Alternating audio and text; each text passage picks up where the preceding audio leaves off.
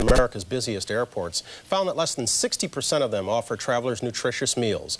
But healthy alternatives can usually be found if one looks hard enough. Brie Turner-McGrievy is with the Physicians Committee for Responsible Medicine, which conducted the survey. She's in Washington. Good morning.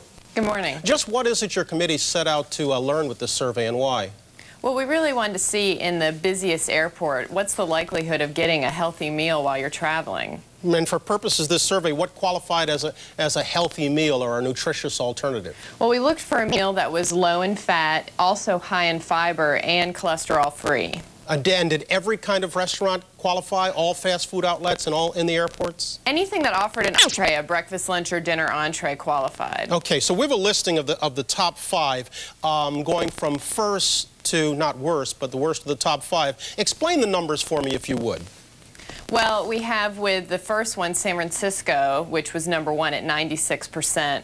And that means that 96% of the restaurants had a healthy entree. And as you move on down, you have Minneapolis with at about 66%, and it goes on down. And the percentages are just how many restaurants offered at least one healthy entree. So all it means is just one, doesn't mean they have a lot. Exactly. Is there any particular reason why there's such a huge disparity between San Francisco and all the rest?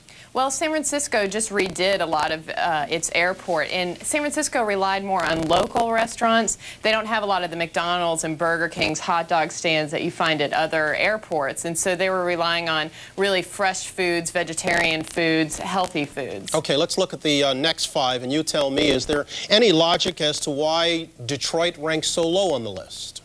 Well, there isn't really any logic to it, but they just really relied more on, again, hot dog stands. They had a lot of grills, which some places, such as Denver, had grills, and they had a portobello mushroom sandwich, which was healthy, delicious.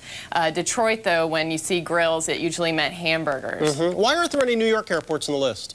Well, New York is actually about 12th in terms of busiest airports, so they didn't make the top 10. What, if anything, did the survey tell you and the Physicians Committee that you didn't already know?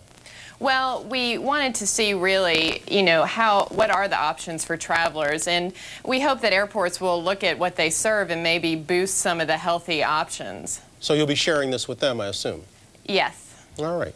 Brie Turner-McGrievy, thank you very much. Have a good day. Thank you. All righty. We're coming up on 7:21. Let's get our mark.